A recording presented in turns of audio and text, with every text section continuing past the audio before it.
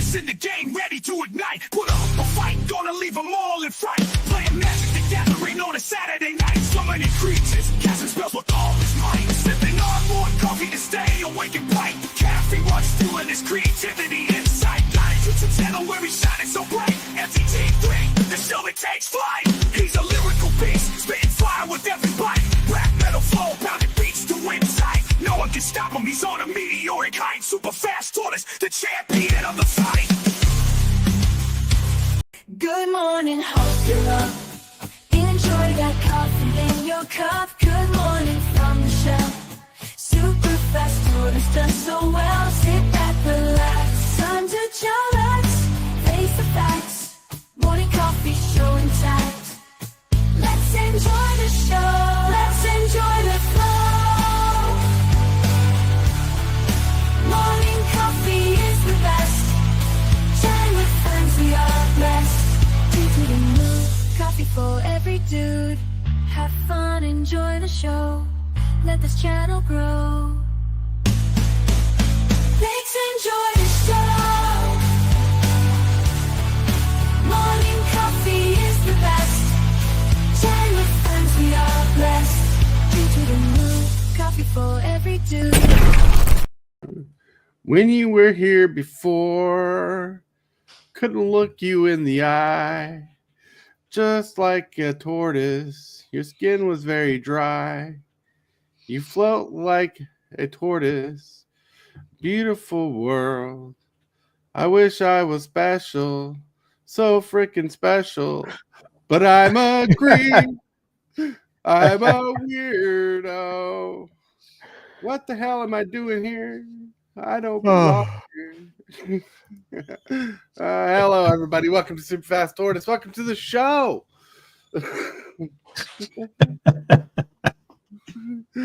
Welcome. Bravo. Bravo. Encore! Encore! Encore. Yeah, I had to read the lyrics, and while reading the lyrics, say the right words so I wouldn't get copyrighted. Hey, but you know, we're the creep, and That's we right. are weirdos. We are weird. We're strange. We're diverse. We might get a little crazy sometimes, but hey, we're here for you in the morning. Welcome, everybody, in the morning. It is the day after Christmas Day in the United States. It is December 26th. How are you guys doing? Oh, I'm doing all right. I was negotiating, just waiting and just keeping my Christmas background up until June, but I decided to take down the lights instead.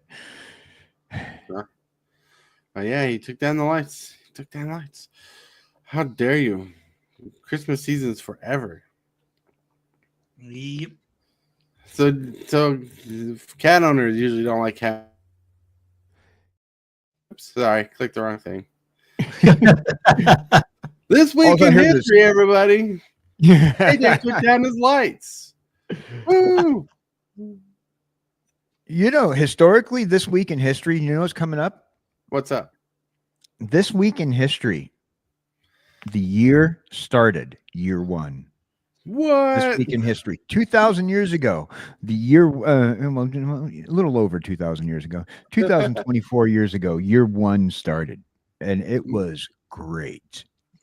I'll tell you what, year one was an incredible year. I wonder how that worked out. Yeah, since you got KJ must have him a time traveling machine. Since you can go back in that time, tell us about it, KJ. Well, I only can broadcast through time. It's a lot harder. You would not believe how many people don't have a computer in prehistoric history. Right? I mean, seriously, when did someone decide year one was year one? Like when they're like, it's the first year ever. Whoop whoop. How do we know that? Well, it's January 1st. What the heck is January? I never heard of January before. I have a theory about this. Now, so this guy was walking around over there in Rome, and he says, you know what? I don't like your guys' years. I'm going to start history all over again. And we're going with Dan's Head and Jar history, year one. Right? Like, Like honestly, who came up with the seasons? I mean, I'm pretty sure you can Google half the stuff, but just thinking about it, just like there's just a lot of things you wonder. Like the person who came up with the year was studying the stars in a rotation around the sun. What what got him to the exact day of 365 days a year to be like 365 days a year make a year? You're like, what? Mind blown. I mean, stupid little facts that'll blow my mind. I'm a very simple simpleton when it comes to things. Like, it blows my mind that someone figured out the ingredients for bread. You know what I'm saying? Like, who took wheat and's like, hey, I want to grind this up, make it into a flour substance, add some eggs and stuff, try to make something different. Someone had to be creative out there and be like, I'm gonna make bread and heat it up. Just the guy who wanted to grind up grass in order to make. And I go, okay, this wheat grass right here, this tall looking, thin, scraggly piece of wheat. I'm gonna pre-chew that with a rock and turn it into flour.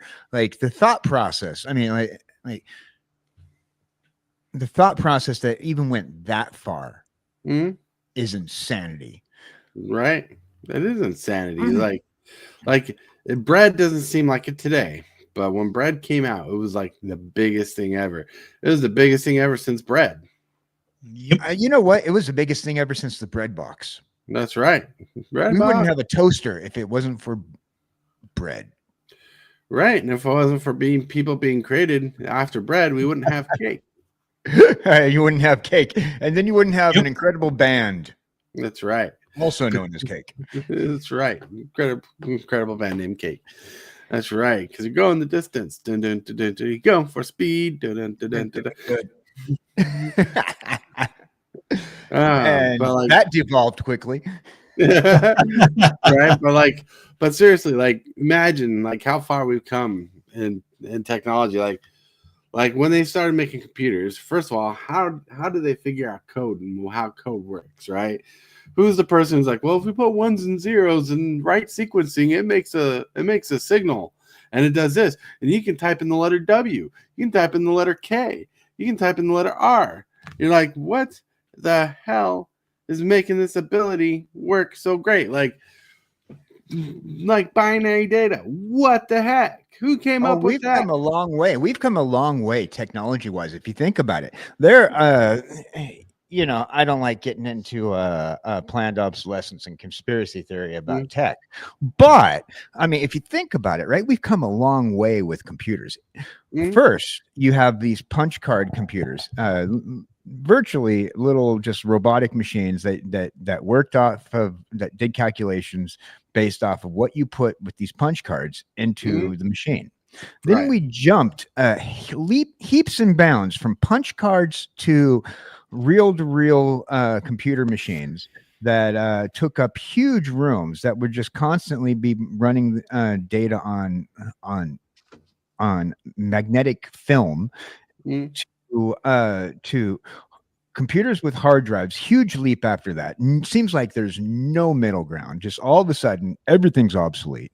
And then now you don't have everything's all SSD, like stationary hard drive. No spinning parts except for your fans on your computer anymore. Right. You know, we have jumped so far, and now what used to be just a flip phone or a big old brick that we screwed in an antenna for is a computerized telephone. We've come a long way since even I was a kid in the 80s. Just saying. Well, yeah, for sure. I mean, who's the guy who thought, hey, this silicone dirt is good for electricity? We can make computers out of silicone dirt, like making microchips and stuff out of it. Like the science behind all that, it's insane. You know, and all this to be able to get to where we started this conversation of the year. And you know what I did this year? I invented silicon. Oh yeah, you invented silicon. Where's the money to back that up? Well, you know, I invested it wisely in the future. That's how I keep my head in a jar, everybody. But you know, I mean, just think about that. We've come a long way. Yeah. Yeah. Even this year, we've come a long way. Look at your guys' growth, your channels. You guys come Yeah. a long way. Yeah, we Yeah, have. we've come a long way just in general, and we're growing ever so. And it's ever so lightly not discounted at all. We appreciate it 100%. Yep. Yeah. I think it's amazing. Like, what about people in chat? I know there's a handful of you in chat. How are you guys doing today, first of all? And what are some amazing things that you think have been invented out in chat, invented out in the world chat land? Let us know. But yeah, so Now yeah, I got the tortoise version of Creep stuck in my head right now. Yep. Dun, dun, dun, dun. That's awesome. Yeah, you won't like it when I'm angry. I'm kidding. Oh man, what a holiday! I hope everybody's Christmas was amazing for those who celebrate Christmas. Hope you got to spend your Christmas with family, friends, or someone that you care about. You know, someone's close to you. Because I understand life situations can be different and pull you different directions, all that stuff. But I hope you got to spend Christmas not alone by yourself, but with someone. And if you did spend Christmas alone, you could have reached out. You could have had fun chatting on Discord if needed to. We're here to be awesome and to be cool because we're more than just a YouTube channel. We're a group. We're a group of tortoises who hang out. We'd be awesome. We'd be awesome. We'd be awesome. And that's right. Oh, and thinking of such wonderful things, wonderful times, wonderful things, we got to get to. Where are we? Where are we? I'm lost, everybody. I'm lost. Code red. Code red. Code red. You are watching Super Fast Tortoise. Put up a fight, gonna leave them all in fright. Playing Magic the Gathering on a Saturday night. Summoning creatures, casting spells with all his might. Sipping on more coffee to stay awake and bright. Whoa, for the longest time. Whoa, for the longest time. Hit that like button to see more content like this. Subscribe if you don't want to ever miss a wonderful show in the morning. A wonderful show with the creep. Because it's going to be for the longest time. That's right. I know, I'm weird.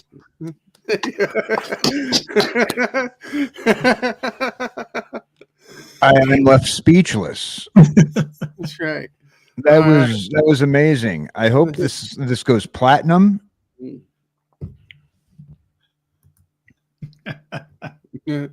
Coach's magic. Woo woo. See more content. That's right. Oh yeah, and I do plan on doing a vertical live soon, Coach. But I just don't want to handle the show on a vertical live.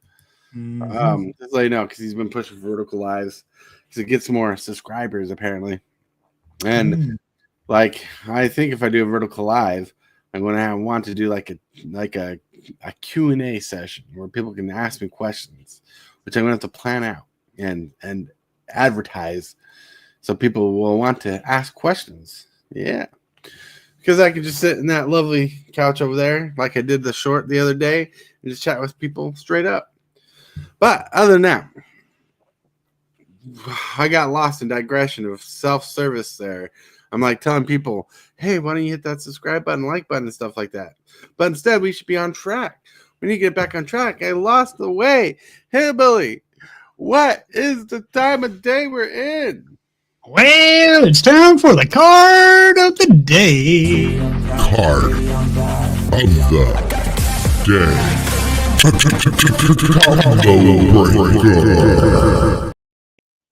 Ooh. Oh, so this is a card I was hoping to pull out of the box last night that I didn't out of the 3 cards, but all 3 cards I wanted were mythic, so the chances of pulling all 3 cards in the box is really tough. Yep. Omniscience costs 7 generic, 3 blue, 7, 8, 9, 10 mana. Damn. Enchantment. When you can cast spells from your hand without paying their mana cost. Need this card for a certain deck. Want this card for a certain deck because I can pay 1 white, 1 blue, 1 red, 1 black, 1 green instead of paying the whole 10 mana to cast a spell.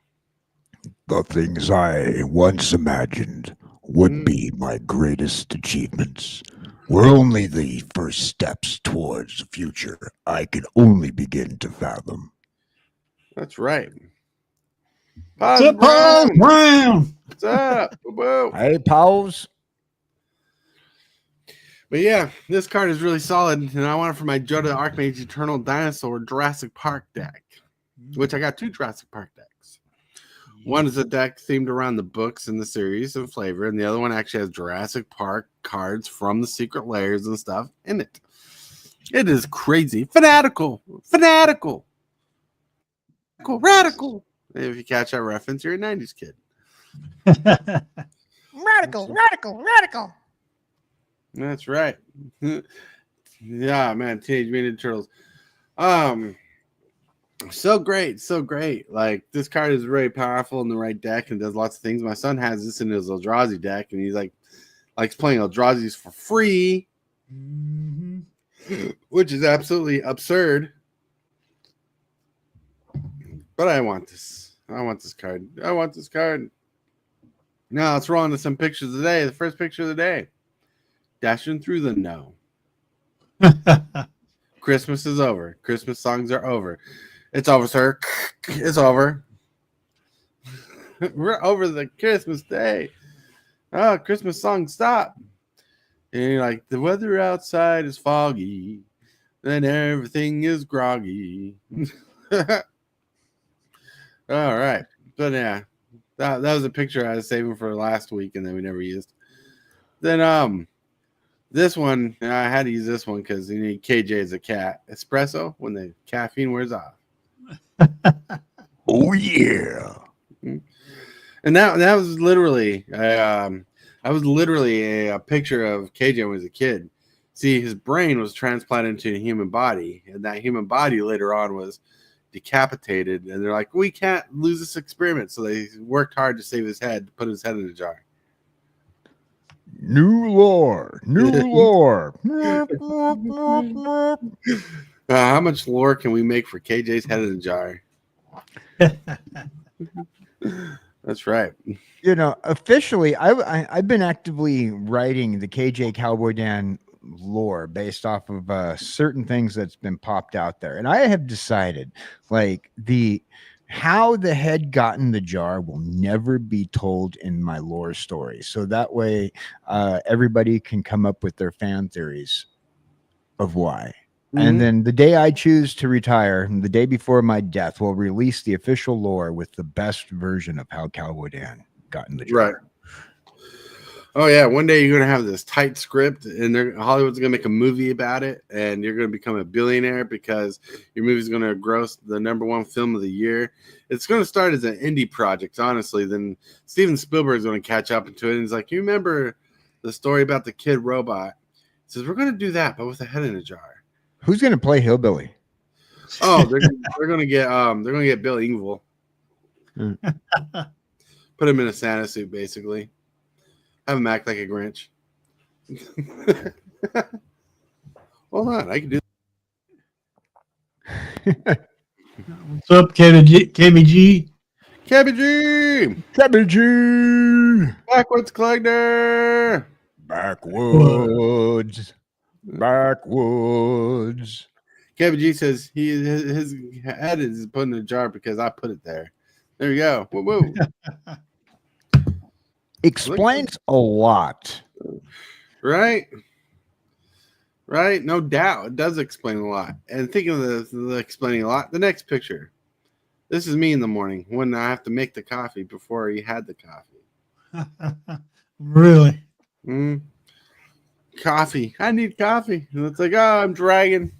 Well, so luckily, honestly, our coffee maker has a time setting on it, so you can actually set it up and have it turn on and percolate itself at a certain time, so you can program it to brew the coffee when you want. And so the wife gets out of work and comes home around 6 o'clock every morning, and the coffee machine gets percolates at 6 o'clock as soon as she gets off. So when she gets home, the coffee pot's finished percolating. So when I wake up, the coffee's already brewed. Oh, Yeah, I had one of those coffee machines for a bit. You know what you have to do though every night before, if you want the coffee to be percolated when you wake up, you have to prepare the coffee. So you're not really saving yourself steps. You're just saving yourself the step of turning the on button on. That's right. You I'm know, doing and if you forget to do it and you have your timer already set and you go, oh, the coffee pot shows that it's on. Okay, I must be done percolating. Nope, forgot to fill the coffee pot last night. Right. Pause. The best part of waking up is super fast tortoise in your cup. Well, you can have super fast tortoise as your cup. Let's get that straight. We're still sending those out. KBG, 6 a.m. sounds too early. Way too early. Well, she works overnight. She keeps America rolling. That's right. He's like, I mean, the smell of coffee is your alarm. That's right. I would sleep through that. It's so bad. Like yesterday, I slept so much because I was getting over Christmas Eve. Oh, I overslept the last couple of days myself. Mm-hmm. me too. This is, in fact, this is how I looked yesterday. Life without coffee is like something without something. No, I'm sorry, I didn't have enough coffee yet. Yeah, that was a picture of me yesterday. But here was me Christmas night. We had a really good dinner. I drink the coffee and I do the stuff, but look at that belly, fluffy belly, puffed up because he's full. It's like, I don't know what to do with this coffee. That was me. I was like, I don't know, I'm too full. Yeah. Yep. Yeah, so those are pictures of the day. And if you have a picture of the day, which Could You Dude has one set in the background and we use tomorrow, the picture of the day, and we'll get to that and we'll have a good time. You can have a good time. You can participate in the show and have a picture of the day saved on Discord. You can be part of Discord, right? Discord. You can be a part of Discord and share your picture of the day and get a shout out and be part of the show. What can you ask for being part of the creep? We try to involve you in the show. Heck, there's even a segment where you can participate in coming up with a topic for the show that could be covered if you wanted to. Or the video question of the day, where you can make a video question of the day, which we're going to get to our segment right now. Presented by Discord, we have the question of the day. The question of the day today is brought to us by AI Snoop Doggity Dog. Let's see what he has to say. If you were asked to come up with a name for a trading card game, what would that name be? Name for a trading card game. If you were to come up with a name for a trading card game, something catchy, something spicy, something awesome, what would that be? That is real hard to answer because there's been so many games made already. Mm-hmm. Oh, yeah, there's tons of names out there. There's tons of names. But, like, if you were to design your own trading card game, like Hillbilly's name, what kind of name would you give it? The Moonshine Club, Moonshine and Mana, Moonshine. I don't know. I'm just making a lot of hillbilly jokes. Yeah. Well, we've had conversations about designing our games. Now we've already we've talked about some of the games that we'd make. Tortoise has told us about his and even showed us the card concepts of Tortoise's game. And I used to make little homeschool tabletop games back in the day when I was young in high school. And one of the tabletop games that I built with my friends was called Adventures Through Edwardia. Right. And Edwardia is a island country on a planet called Zarkon. And it was set in medieval times. So that would be the Adventures Through Edwardia would be the name I would give my game. Ooh, that's a good one. Like, I was thinking something more universal, something that was went beyond space and time, and the idea of it, because you can go different routes with this game. Because when I was designing my game, I'm like, I want a space age game where you can mess with temporal time, manipulation, reanimation, and stuff like that. So I was like, like commune with the multiverse, or commune with the commune with the galaxy, something like that.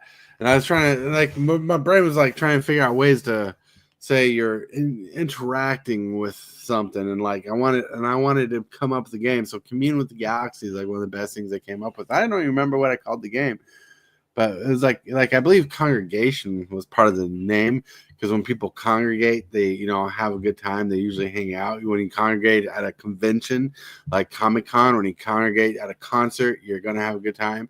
A lot of good stuff. I want to take that gathering aspect that Magic has without using gathering, but use something that seems more personable. And I'm like, let's go that like congregation in the galaxy or something like that. I don't know. I'm crazy. I overthink things to even come up with the question of the day to answer that. I'd come up with some kind of game like Monopoly, but not Monopoly, because it'd have a little mixture of other games in with it to make it more challenging and stuff like that. Well, games like that, I always find it interesting that people can find an original name for an IP in just one word. Mm-hmm. Sometimes it's like, okay, if I find that one word to create a game title, Monopoly, oh man, that's a banger right there. It tells you all you need to know, all in one word. Pause. Yep. That's a little inappropriate. Oh, Yeah, it was. I'm gonna say VTuber respects. Yep. Call it Helix. That's right. Yeah, no, but one word titles, those are bangers. Oh yeah. Especially when it gets the game out there. Magic the Gathering. I mean, a lot of people call it just Magic, so you play Magic, but Magic the Gathering hits better than just Magic, where Monopoly just hits. Right. It's smacked. Well, it's like when they were coming up with Facebook.com, it was called the Facebook, and the guy's like, drop the and just call it Facebook. It comes off cleaner. Yep. Well, my game would be kind of like, the reason why I say it'd be kind of like Monopoly, but different, is because in Monopoly, you go around the board one way. But my game, you still go that way. But that'd work against you, because the way to win is go backwards. So moving forward, you move backwards. So I'm thinking, if you're coming up with a name, you should definitely come up with something that catches the mind. Like Magic the Gathering catches people's minds because magic is a broad term, and the gathering is what you do. And like KJ said, it's one of those names that can just be determined to be called Magic. In fact, when Magic first came out, it was just called Magic, and the Gathering was a subtype. And they were going to name it something different later on, but they decided to keep the Gathering in it and call it Magic the Gathering altogether. Yep. Yeah. So But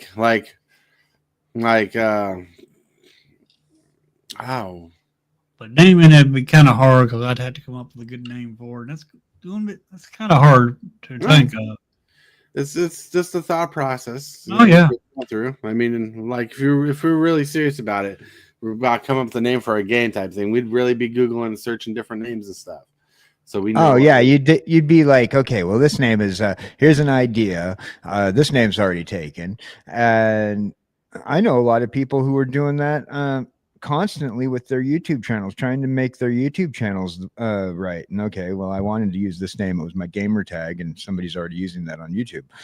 So it's like you're going to go through and you're going to be trying to find like the perfect name for something. That's almost impossible, You kind of want, like, your name to kind of like resemble who you are, as well as the content you're putting out there. And when it Right. comes down to a game, you're putting yourself out there in cardboard and boards and tokens. So you're putting your heart out there, and when you're doing that, you're putting yourself out there, and you're creating this game. You want it to like resemble that as well. So not only do you want the name to tell you what the game's about in very short form, you want to see that the person put some thought and effort into it.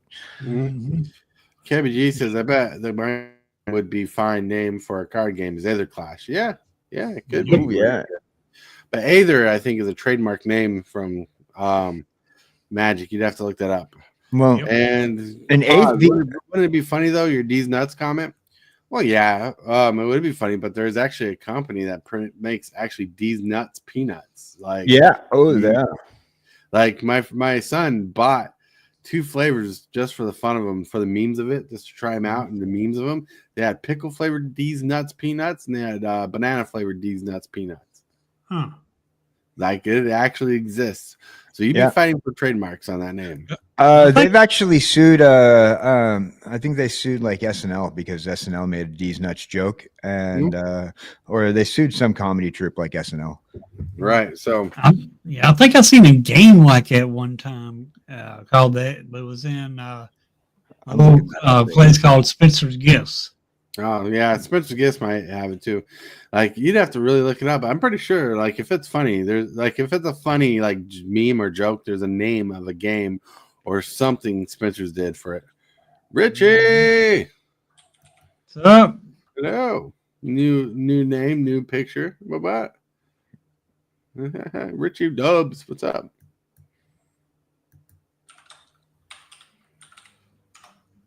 But trying Yeah. to come up with a name, it's kind of hard because you have to do your research. Make sure they ain't that. Make sure that name is free. Well, look, coming up with Super Fast Tortoise was interesting. Like the name is Super Fast Tortoise. Like literally, I was looking up ideas and suggestions for names. I'm like, well, I like turtles. I've always liked turtles, but I like tortoises. I've never been like I like turtles in the water, like turtles, like sea turtles and stuff. But I always like seeing Galapagos tortoises, the giant tortoises, and I always thought those were amazing. They reminded me of dinosaurs. And why don't we all have Dubs on the show? Because he never asked to be on the show. Simple as that. Like if he wants on the show, he usually asks. Yep. But yeah, so like going on what I was saying about my name, I was really like tortoises, and I'm like, I want to be called Tortoise, but I'm like, at the time I was like, what was the catchiest way people were making names? And like I was looking at like examples of people creating very popular names at the time. People are like, well, if you got something that explained opposite what the animal or thing was, like tortoises are known for being slow, steady creatures. They're known for not being fast. And I'm like, and the cool thing was to make an opposite sounding name. Super fast was exactly what a tortoise wasn't. So I'm like, so after I came with, because I was going to be called Fast Tortoise. I'm like, Fast Tortoise seems too short. And I'm like, I want something that represents my name, because my name is 3 different parts. And what's ironic, because my name has 7 different letters in each name. And you can find it on Facebook. I'm just not going to say it here. But like, I'm like, super. Tortoises are not known for being super, like powerful. They're not known for being fast. So I'm like, Super Fast Tortoise. And I said it and it just caught on. Like Super Fast Tortoise caught on to me. And I'm like, that's a name. So if I made a Super Fast Tortoise card game, I would call it Super Fast Tortoise. But there was only one other person on YouTube that had the name, and he's no longer existing. But you can find videos called Super Fast Tortoise. The tortoise is running on the ground. Yep. Yeah. Well, the way I came up with my name is one of my favorite wrestlers back in the day, old school wrestler. His name he went by Hillbilly Jim. Hillbilly Jim. Yep. And come to find out, my dad went to school with the actual person that is Hillbilly Jim. Ah, That that's is cool. Yeah, awesome. you shared a picture of that one day with us, didn't you? No. No, he Uh, shared he shared a story about growing up with the wrestler and his dad's Ah, friend on stream. Yep. Yeah, but yeah, my dad grew up with the wrestler called Hillbilly Jim. If you watched wrestling back in the old days, mm, anyway, yeah, it was. you know, It was a cool name. not only that, I decided, he's from Kentucky. I'm from Kentucky. Yeah, we do have hillbillies here. Yeah. Then I took time and looked on YouTube, see if there was any other hillbillies on YouTube. There is, but they're not playing Magic. Mm-hmm. So that's since there's other hillbillies out there. There's like a hillbilly kitchen. It's Yeah. what they do. They show recipes. Well, there's a lot of hillbilly names out there now in the market. Yep. I tried looking you up on accident one day. Not looking you up. I was looking for your channel, but I forgot to put the MTG in the hillbilly bracket, and a lot of hillbillies just popped up. Oh yeah. Yeah. So then I came up. So then my channel's about magic because I do arena. So I'm like, well, just MTG hillbilly then. That's pretty That's cool. how I came up with it. That's pretty cool. And thinking of cool things and time slots and segments, we gotta hit this. Don't forget to like this video and subscribe. Moves, the strategies, and the flair. Super fast tortoise is running the show. The crowd goes wild wherever he goes. Whoa! Look at us. We're back into action. We're creating traction. We got chat interaction, and everything is going all great. And now everybody's all full of action. Let's get to this. Let's get to the topic of the day. I know I sucked at rhyming, but I did it. I tried. You left out the other verse, and Hillbilly switched his cards to a brand new faction. That's right. Billy baby, doom doom doom doom doom doom. Billy baby, doom doom doom doom. Stop, collaborate, and listen. Hillbilly's back with the brand new deck. Okay. Backwoods collector says I was good. I was going to use Backwoods MTG, but then realized I didn't want to put myself in an MTG box because I knew I was going to be all over the place with TCGs. Yeah, when I created the name Superfast Tortoise, creating MTG content wasn't the first thing on my mind, to be honest with you. But to the topic of the day, is collecting has become harder. All hobbies and value. Like, it's supposed to say for all hobbies and value in the title, but there's so much I can get away with when it comes to space. And the topic of the day, right? Let me scoot down so I didn't transport it. It says collecting has become harder for all hobbies and value. As a consumer of collectibles in the market, collecting has become a gamble in value. For three main reasons people talk about, because I watch different people talk about different hobbies, and there's a lot of similarities between the hobbies. First, hobbies exploded in the COVID era when people were getting those stimulus checks. People found an outlet to jump on to collecting and reselling.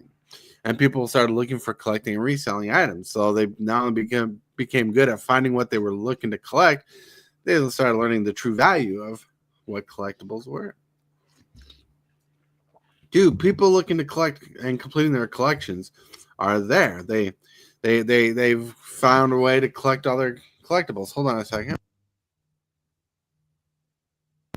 Right. So people have completed a lot of their collections and are jumping into new collections, right?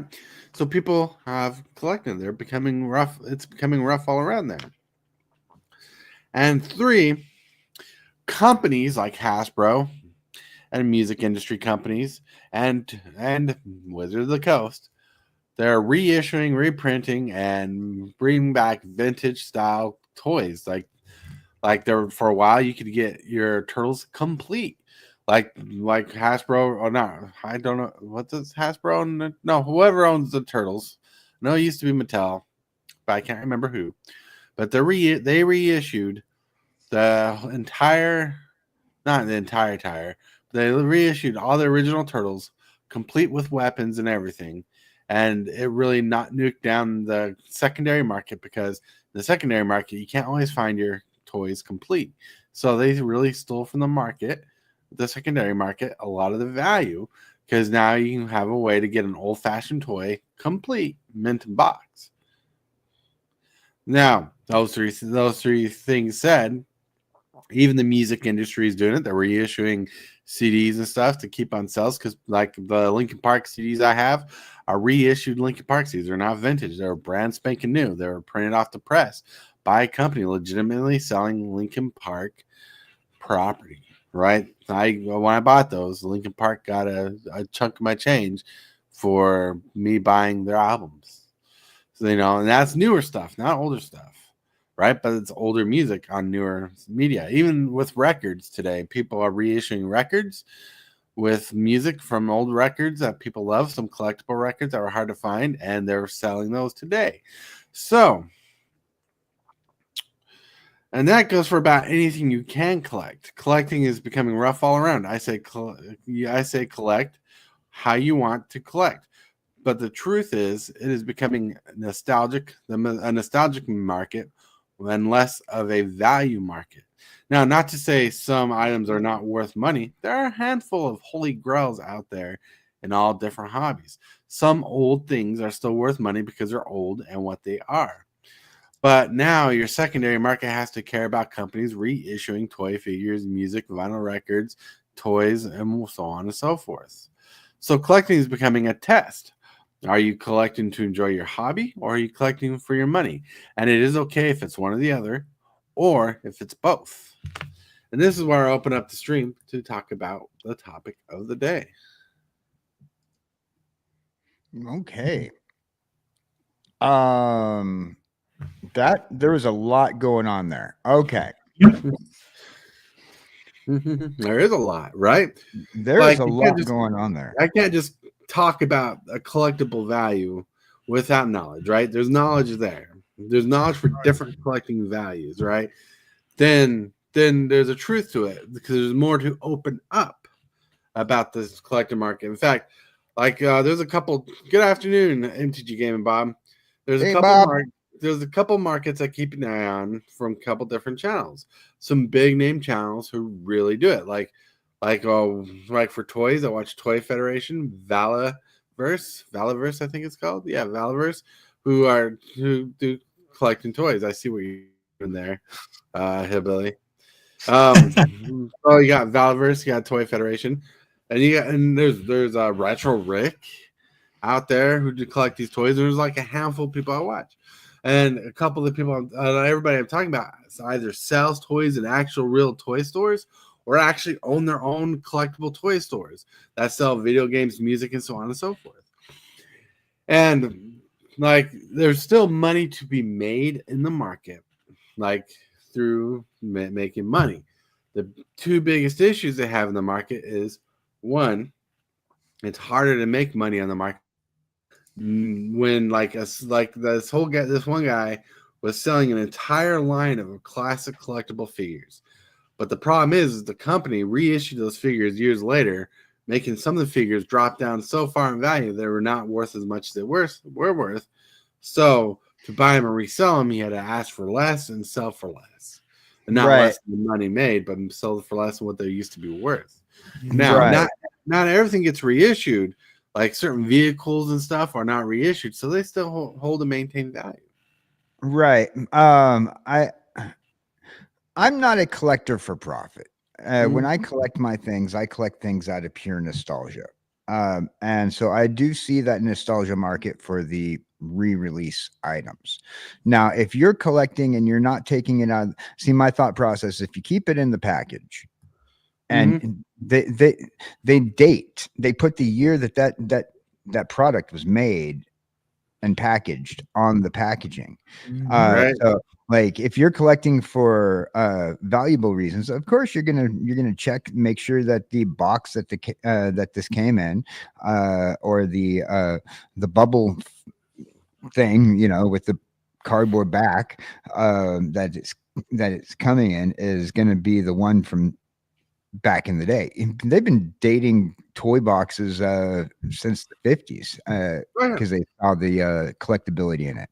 Um, so a smart collector who's collecting for the value is going to be checking those boxes. Okay, and okay, maybe it might hurt the open package secondary community. Yeah, I agree. But it's already, that value is already busted once it's out of the package anyway. And Right. you found it at a garage sale have already been played with. I want that collectible if in my collection in its original packaging.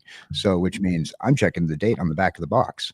Oh yeah, and and trust me, I understand people collect different reasons for different reasons, right? When I was collecting, I'm still collecting Beast Wars Transformers, but it's getting harder. But when I was collecting Beast Wars Transformers, I wasn't collecting for value. I'm collecting for characters. Like I want certain characters from the show of Beast Wars Transformers. I want different characters, and I didn't care what generation the Transformer was. Some of the newer models just made some better Transformers overall, and some of the older models just look fancy and cooler to me. So like I was mixing and matching. So my collection is built off my bipolar brain, you know, but at the same time, on the secondary market, because I don't have any of the boxes for anything, I kept all the Transformers manuals I could keep, and people love collecting these things. They get into their own way of collecting. Now, one of the biggest problems with collecting is these stupid things. This is a phone. People know how to use their phones, right? Right, their phones. They have eBay on them. They have other sites. The other sites that you can check pricing on and see how much people are selling for. One of the biggest issues in the collecting community today is people think they're experts on collecting when they're really not. They just know how to look for value and find value, and they don't know what to ask for. Well, if I say anything, I just want you to remember I'm an idiot on YouTube. Anything I say is probably wrong. Right. Yeah. Well, with me, with me on collecting, I just collect stuff that I want, I'm interested in. Other than all that other stuff, I ain't caring about it. So heck, I don't want to be one of these people that collects stuff, and I got a real small room, and my room would end up looking like I'm a hoarder, and I ain't that. I ain't got that much room. Next time you say hoarder, please emphasize on the D, or you sound like you're something else. Well, I'm trying to say hoarder. Yeah. What that is when you collect a bunch of stuff, and then your place looks junky. Yeah, that's what I was. That's what I was saying. Right. That's why I said emphasize the D. Pause Brown says, yes, I love to collect the most things that might be worth something later down the road, which is not a bad thing. No one's talking bad about that because value is value. No, value is absolute value, and I think that if you're collecting as an investment, or even and then you're going to look for the best value. I know that like people like that, especially Pause in particular, he's going to be looking at that packaging. He's going to go, okay, yeah, this is the original 1985 release of this He-Man action figure. When he's going for his Masters of the Universe collection, he's not going to be going back to that reproduction in a similar thing that has still has the comic book in it, but they decided that they're also going to reproduce that comic book. Now he's going to be looking at that packaging and go, yeah, this is obviously they're using a different kind of cardboard, different kind of plastic in the thing. They're not going to use exactly the same kind of plastics and for the reproduction toys. Even I've seen like the Masters of the Universe classics, and the plastic is different. In comparison. Backwoods Collector says, I'm trying to collect enough cards to extremely annoy my kids when I'm gone, and they have to deal with my collection. Right? That's funny. I respect that.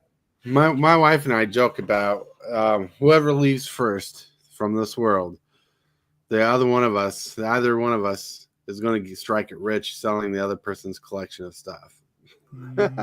It's like I got all these toys. Like I have a toy worth a couple $100 on that shelf right there. You see orange dots floating in the block on the right there. That's worth a couple $100.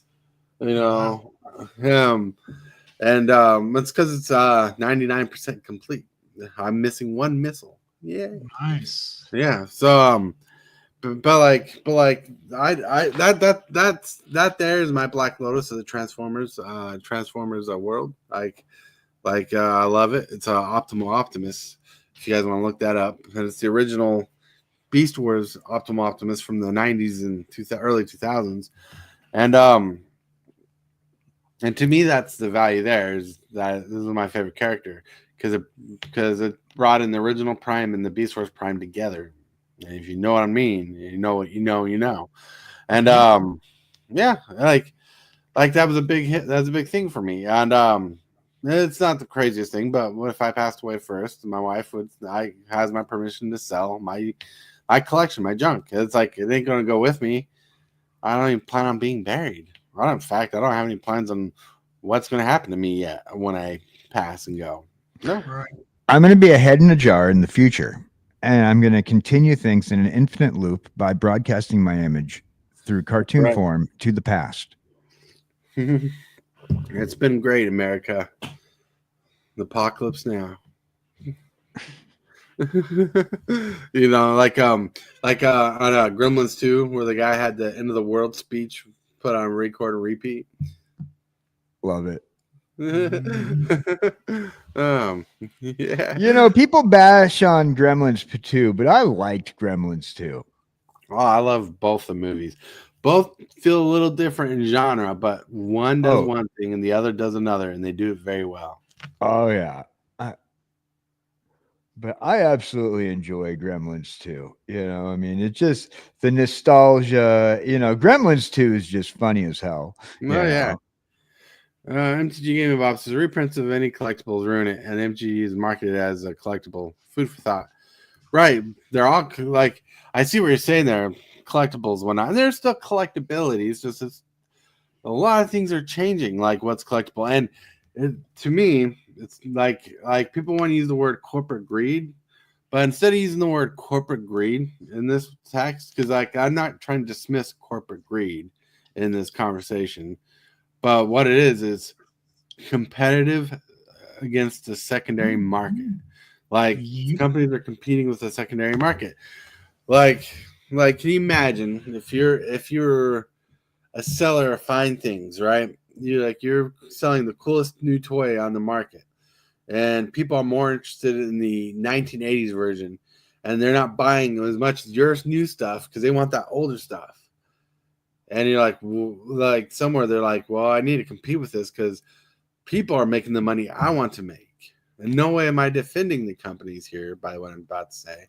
But they're like, well, if I can remake those old toys, that old music, that old stuff, print it, those old cards, and sell it to the new market. New people will buy this stuff instead of the secondary market, so we get the money. Now, so the competitive nature against the secondary market is a thing. The secondary market, ever since COVID too, has exploded so much, it's become a competitor for real companies. Not a super big competitor, but it's there. It's there. Yep. And Yep. And I like the reprints because without reprints, there's some cards I wouldn't have.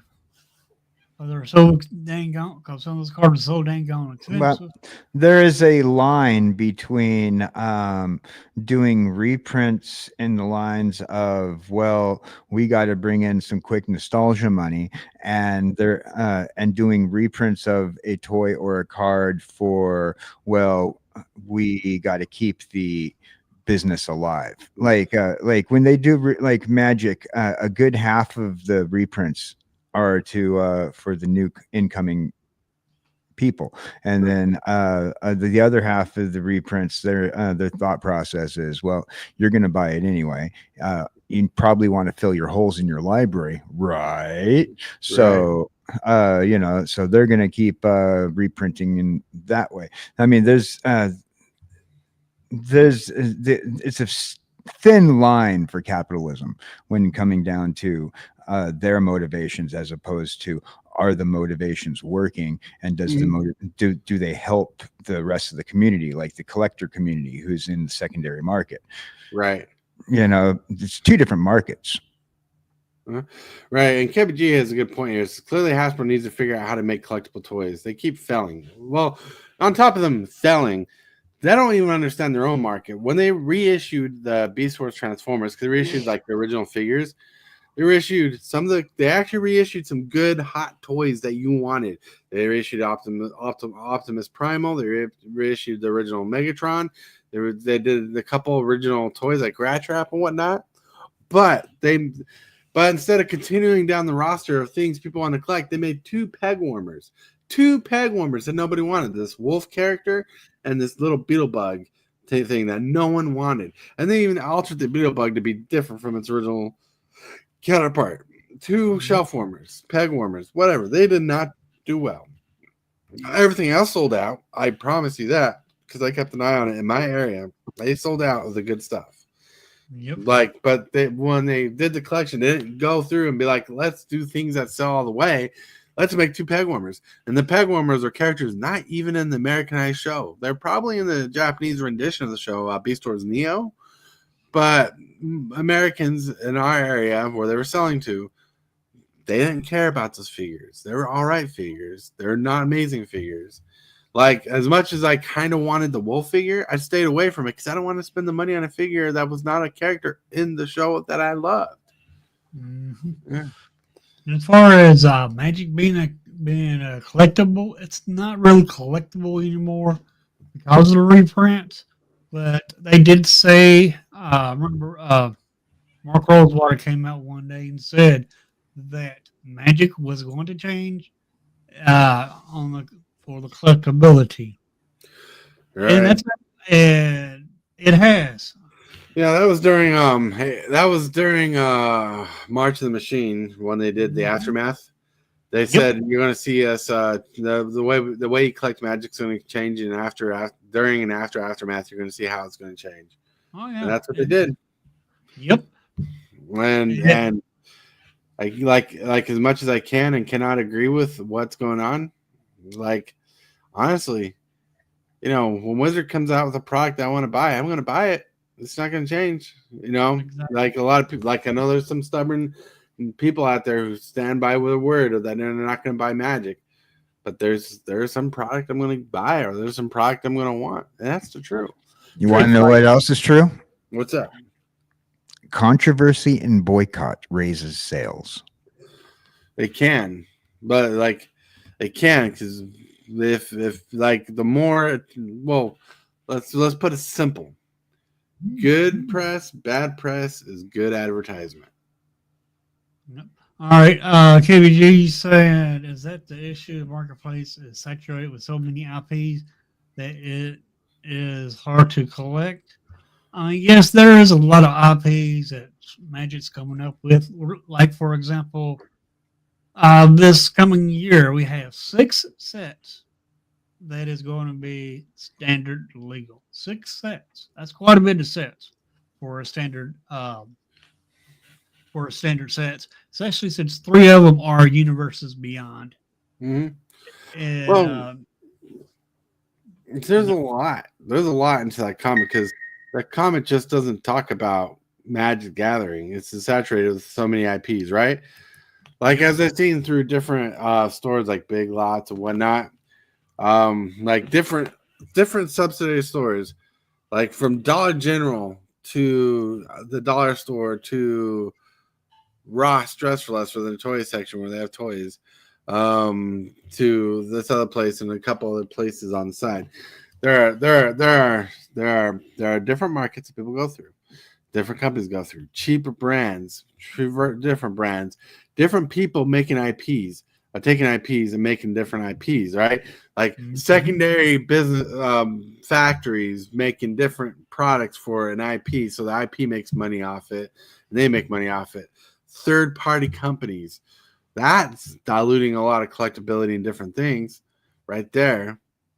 Plus, you got the like I don't know how big the issue is in America, but I know across around the world you get bootleg figures, fake figures, and stuff like that. And Oh, bootlegs! You get those all the time. I whenever I go to a swap meet or one of those indoor marketplaces that you get like a lot of find like the anime characters. Turns out half of those anime figurines are bootlegs. right. And those have huge collectability in the weebs with the Oh weebs. yeah, like bootleg toys. There's a big collectible market for bootlegs for some people, which I find weird because I don't want bootleg Transformers unless they're like funny or something unique.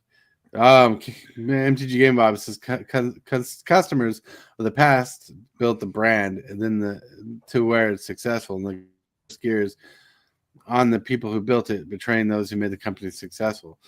Well, I think like here's how I keep expressing Hasbro or Wizards of the Coast. They were the popular kid that didn't know they were popular, right? They know the brand was doing well, their people loved the game, but they didn't know how popular they were.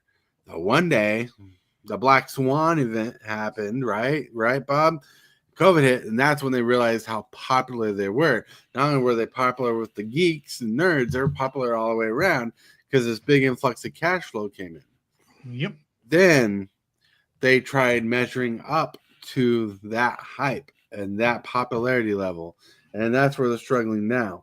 And what you're talking about is different from the topic we're today, because this topic's not trashing on companies, but it's definitely about talking about how collectible is really struggling in the reprints, reissues, and stuff like that. Because, like I said, like companies are getting wise to the secondary market, like reissuing figures, old figures. You know, they're finding to stay in business. Like you talk about Hasbro, like trashing Magic, you know, changing, betraying its original customer base.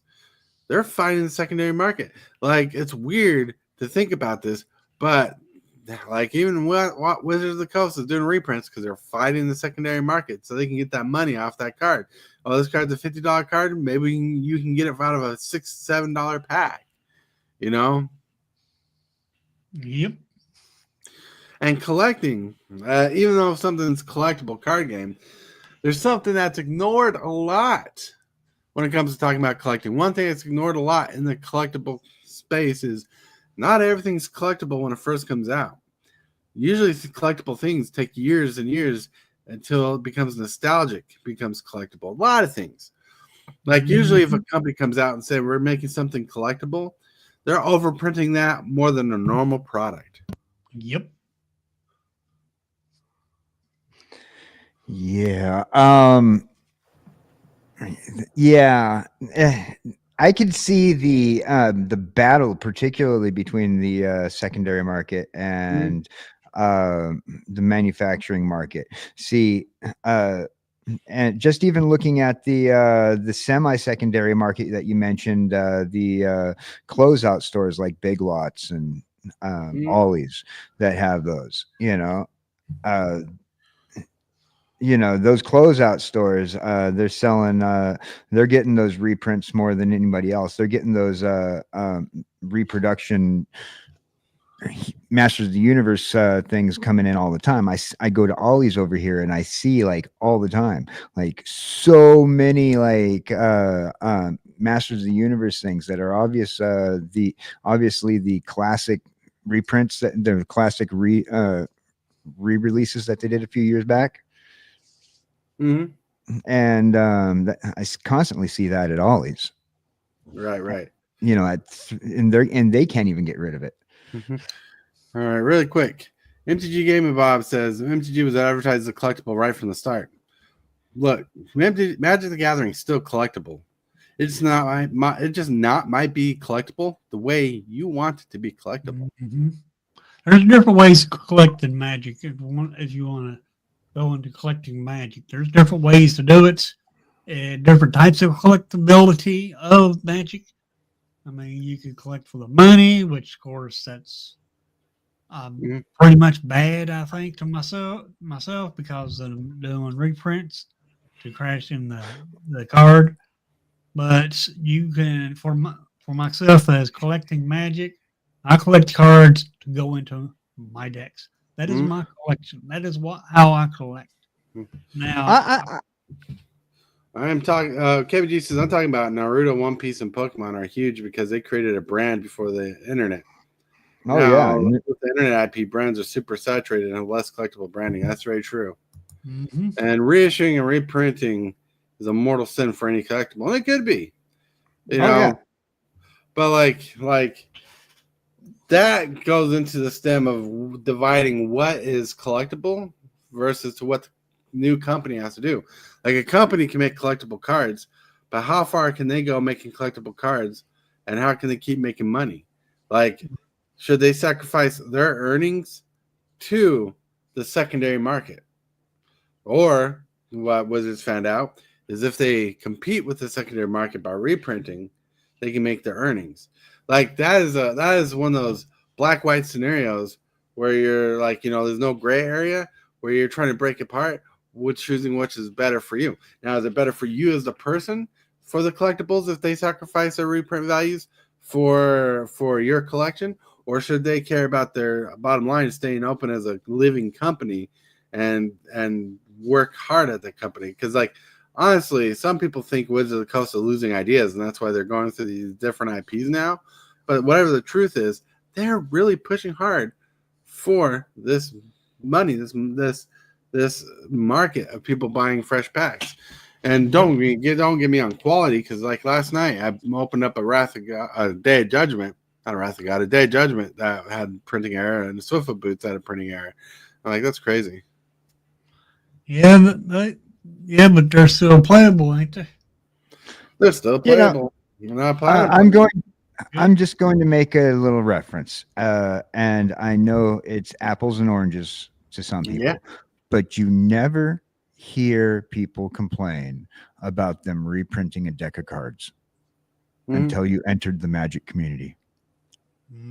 Right? Oh yeah, because I'm like sitting here on like Bicycle, 52 cards right here, and they got like every single card you can imagine, from comic book characters to anime people on playing cards, and Bicycle is like, just, we're printing gaming cards. Come on, what are you guys talking about? People still play poker. People still play blackjack, Old Maid. MTG Gaming says eroding faith in a collectible and is zero sum in the game, where the MTG will end up in pure game piece. And it might. Who knows? We'll see when we get there. I think that's what people are worried about, though, right? I mean, in the long run, if you do overprint, it's no longer going to be a trading card game in the collectibles aspect. It'll be something like, and this is be something like poker and blackjack is what I'm getting at. And that is the worry, that it's like, okay, our game will no longer be collectible, it'll be overprint. It'll just be some random everyday game. All right. I mean, think about the dire situation. If Wizard of the Coast shut themselves down because they went to zero and nothing was worth money, and they stopped printing cards because they're no longer a company, your cards will be more collectible in the future. Just give it 10, 15, 20 years. Who knows? Yep. Things are going to be collectible in its own right. And see, I come from a different angle on the collectability, right? I'm not collecting to collect. I'm collecting cards to play and have fun and have a theme work out well. I'm wanting a good game. Look, to me, it's like these toys. I have toys outside the box, so if I want to transform them, I can transform them. I can play with them. I don't want something that's going to sit there and just collect dust. To me, that's a travesty, a tragedy, a mortal problem is not being able to play with the product you want. Like my Magic cards, they just sit there. I got to move them. I got to look through them. I got to sell them. I can sell bulk for bulk. I just don't want to have something sitting there for something sitting there. Right. I'm going to quote my favorite, one of my favorite, secondary villainous characters in Marvel Comics. All right. The Collector. Right. Everything is a collectible. Right. Everything is a collectible.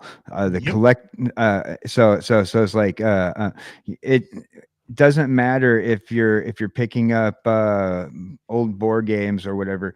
Everything is a collectible. If you're only collecting Magic, then I completely understand that market. When it comes down to you only collect Magic, and the fact that the secondary market is hurting that, and that is an issue with people who collect. I only collect Magic. Like me, I collect everything, like collector. I'm not hoarding, but I have my things that kind of like remind me of my favorite things: comic books, things that are comic book related, comic book toys, and particularly Spawn. Oh, yeah. Nobody knows, but I got like these toys that spawn off from there, and it's just very eclectic. It has no full collection whatsoever of anything. Right. And collecting is always a a tightrope walk, right? When it comes to value and collecting for the fun of it. Yep. If you're collecting for both fun and value, it's going to be a tightrope walk. One side's going to lean to the other, most likely. And that's why when I collect things I enjoyed as a kid, or things I enjoy. Like I have a Beast Wars Monopoly up there just because I love Beast Wars. Don't love Monopoly. Monopoly's a fine game, whatever, but it's Beast Wars, and I loved it. It's a Beast Wars IP, official Hasbro. I like turtles, but I don't have all the turtles. But I got these cool Walmart turtles before they made the NECA ones, but the ones that looked realistic and before NECA came out. Got these cool turtles, stuff that I love, But like collecting's becoming harder because not only the companies are making it hard, but your peers out in the world going, collecting, reselling, buying, they're making it harder for you too. So you can blame a company for all the mistakes they're making because it's easier to blame a company. But you gotta look at both ends of the spectrum and be like, well, the reseller market's hurting too. The resellers are practically scalpers nowadays. I mean, pretty much you got your toy stalkers, scalpers, and your trading card scalpers. They're going to be hitting that pre-order market before you get a chance, and then they're going to double the price on you, and it's bad form if you ask me, but unfortunately, like, it does come down to that reseller market that is being pressed heavily on the internet. I mean, you're being encouraged to become a reseller in many case scenarios. Like I have a friend who works at Walmart who's worked the toy department, and they said there's Hot Wheel sellers who started opening up boxes on the floor that the store people are supposed to open up, the employees are supposed to open up and stock on the shelves, looking for the treasure Hot Wheels. Started looking through it. I remember when my wife and I were going through Walmart one time, and the lady who stocked the card section was stocking up Pokemon, because we went over there to look at see if there's Magic cards, but she's stocking Pokemon and Magic stuff. This guy filled his cart with everything Pokemon that she put up. Resellers are hurting the market in its own way too. Like, just because you can get something for $1 and you can sell it for $2 to $3 doesn't mean you should all the time, because you're like I understand your livelihood could be on that. Like, some people make their living, their life's wages on this resellers market, but screw the kids who want them. Screw the people who actually want to play with the product, because some big name collector or some cool collector, whatever you want to call this collector, it's because some collector wants to make a buck or two, buys it out from the store. Now you have to buy it from me. I don't care how capitalism works, but MSRP, you can't complain about MSRP if your job is to take the MSRP, flip it, and sell it for double the MSRP. Yeah, that right there is should be illegal. First of all, you know, It should be, but it's not. it's manipulating the market. Mhm. Because once you get to you've sold it for that much, now somebody else is going to see that you sold it for that much, especially if you've done it on the internet, eBay and whatnot. Those it's sold for price is very public, you know. Right. So I'd say it's manipulation of the market, especially from that secondhand seller. Now on top of that, they're hurting other people that are like them, who are selling in such a fashion where they're just battling out who could raise the price the highest. Mhm. Kevin G says, if Wizards started doing this, would it change things? Stop making collector boosters instead of give the special treatments there for RCQ, UIC, Pro Tour, and I have no clue if that would affect things. Like, it really depends on how much the players value that product. Like, if the product's worth the value, people would want it. If it's not worth the value, people won't want it, right? If it comes down, if Wizards of the Coast came down to a point where the players at RCQs, tournaments, and whatnot didn't want the product over the money, that means the company's having problems with their own product. They're not doing it good. Right. No, that sounds like the MSRP from the company. It doesn't equal the price people are willing to pay. That's right. Well, that's also a dangerous thought process. Yeah. I mean, how much are you willing to pay for a card? Like, there's a lot of times I'm not willing to pay the price of admission when it comes to a card. That's why I'd rather pay $25 for a doubling season, which I would have if I didn't pull one. And if I could, go buy it. Rather than $50. $50 is too much for that kind of card. Especially when it's not as powerful as it used to be, even though it's as powerful as it can be. Kip D says 50 cents. And you know what's 50 cents?